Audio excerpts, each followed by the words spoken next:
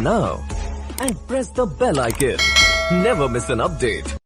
آج کل کی جو خواتین ہیں ہماری جو سسٹرز ہیں مدرز ہیں وہ دیکھیں کہ what they are doing for اسلام، وہ اسلام کے لیے کیا کر رہی ہیں. خوب بولیں گے ہم بچوں کی خدمت کر رہے ہیں، ہم گھر دیکھ رہے ہیں. خوب دس از امپورٹنٹ ہے، یہ بھی آسان کام نہیں ہے، مگر کیا یہ کام سسٹمیٹک ہو رہا ہے یا بس ہو رہا ہے، یہ ضروری ہے. خوب بہت سی چیزیں تو ہیں کرنی ہیں، لیکن کیا یہ سسٹمیٹک ہو رہا ہے؟ اسلام منع نہیں کرتا ہے وومن امپاورمنٹ کو، خاتون کام نہ کرے، اسلام منع نہیں کرتا، اسلام کہتا ہے کام کرے. حضرت خدیجہ اس دور میں کہ جو جہالت کا الٹریٹ دور کہ جہاں پر خاتون کی عزت ہی نہیں ہے، اس دور کے اندر حضرت خدیجہ بزنس کر رہی ہے، کاروبار کر رہی ہے. اور اس وقت ان کے القاب کیا ہیں؟ طاہرہ، یعنی پاکیزہ.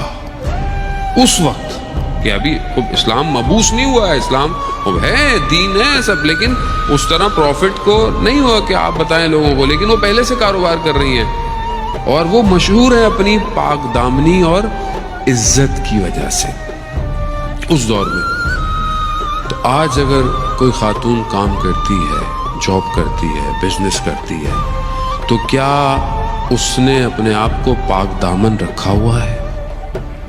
یہ ضروری ہے. یہ نہ کہ نہیں میں تو جاب کرنا ہے تو وہ مشکل ہوگی، ہمارے یہاں تو مرد مشکل میں جاب کرتے ہوئے عورت بیچاری کیا کرے. یہ کہتے ہیں وہ مولانا صاحب کیا کریں، ہاتھ میں لانا پڑ جاتا ہے. اس جہالت کے دور میں جب ایک خاتون اپنے آپ کو پاک دامن رکھ سکتی ہے تو آج آپ کیوں نہیں رکھ سکتے؟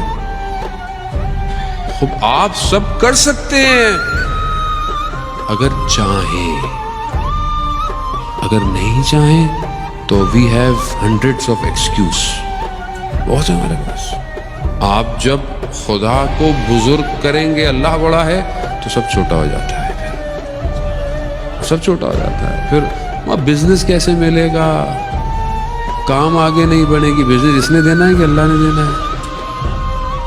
اللہ نے دینا ہے. اللہ بھیجتا ہے لوگوں کو تمہارے پاس.